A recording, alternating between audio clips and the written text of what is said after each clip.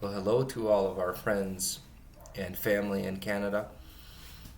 This is our first video just to reach out and um, say hello to our friends back home.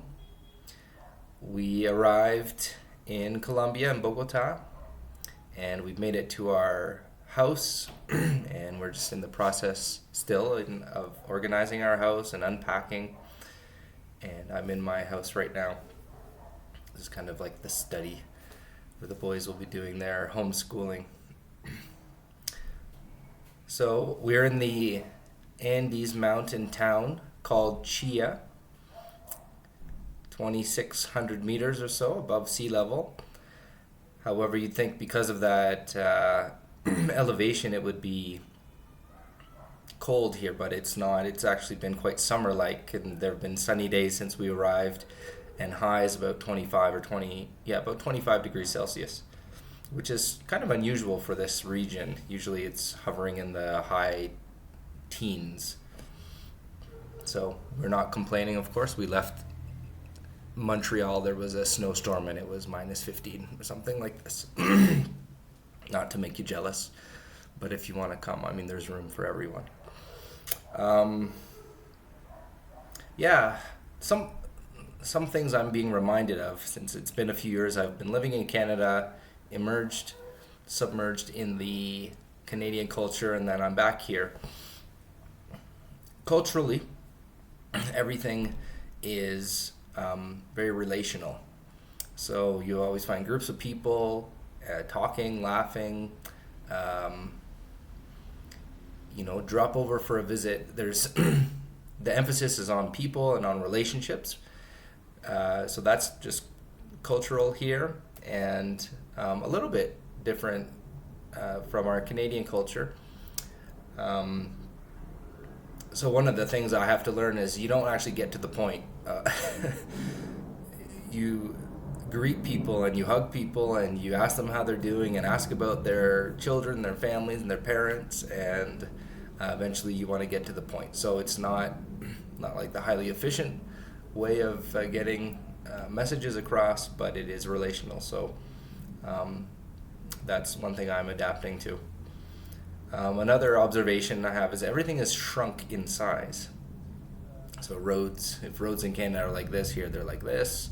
If doorways in Canada are like this, here they're like this. Parking lots, it's kind of like a Mr. Bean trying to fit into this tiny space sort of situation. So getting used to driving again and just everything being small. Lots of traffic, of course. So things are slow here, just generally. Trying to get visa, I have to renew my visa here, and so that whole application process is slow. And you go on the internet and try and do it online, and the webpage doesn't work, and all kinds of obstacles to doing things quickly and efficiently. So again, that is the way it is down here. So just learning to adapt to those things. I want to share some prayer requests, and this video is getting long, isn't it? And here I am talking about how long it is.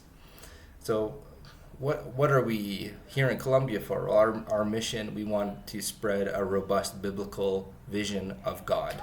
It's kind of that simple, that wonderful, that much of a privilege, but it is a fairly simple mission. We want, with all the people we minister to, we want them to know God truly. We want them to know God deeply. We want them to know His greatness, His grace, His holiness, His sovereignty. We want them to understand the God-centeredness of all of life.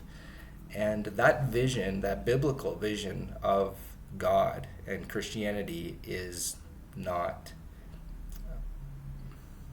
I want to say not present here. It is present in a very, very few churches and very, very few people. And that's sort of those of us that have been given that grace to understand more of the biblical vision of God as He's revealed Himself in Scripture. That a lot of that came through the Reformation to us in the Western world, and of course the Reformation did not reach the coasts of Latin America, because the Catholic Church has had its stronghold. So just now, the Reformation type doctrine and truths of the Bible are starting to become available and just starting to penetrate here. And so we want to be part of that. So prayer request, Camia has reconnected with 3 young ladies. They're all sisters that she was friends with before. And one of them is a single mother. Her name is Angie. And another sister I think her name is Maria Alejandra. And she was widowed 6 months ago. Her husband passed away.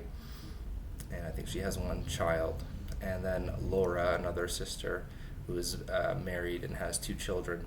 So these are women who were friends of Camia, and they were just coming to understand the truths of Scripture, and they're still, after 5 years being gone and coming back, they're hungry to grow in their faith. So would you pray that Camia's she wants to start a Bible study with them and disciple these women? Just pray that they would grow in their faith. And for me, I'm starting teaching classes at the school. I work at an international school here, and I do want to have take opportunities with tact, but boldness as well, to share the gospel with my students and with my coworkers. And I've already had some opportunities to do that. So just pray that God would save people, and that they would come to hear and believe the gospel, and that I wouldn't be kicked out of the school for doing it, but unlikely.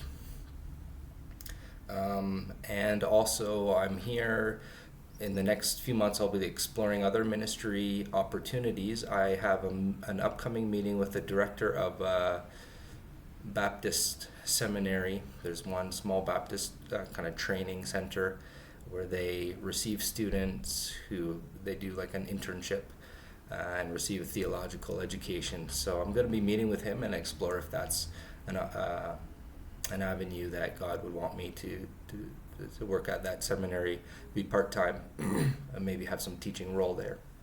So again, that fits in with our larger vision. We want to spread the knowledge of God here, a biblical vision of who is God. So please pray that the Spirit would direct that meeting when I meet with a brother. His name is Daniel Mee. He's the director of the seminary here. He's from the States. And just follow that. I would be able to discern and follow God's leading there. Okay, so this is the first, not the last video I'd like to share with you guys. I miss you all very much.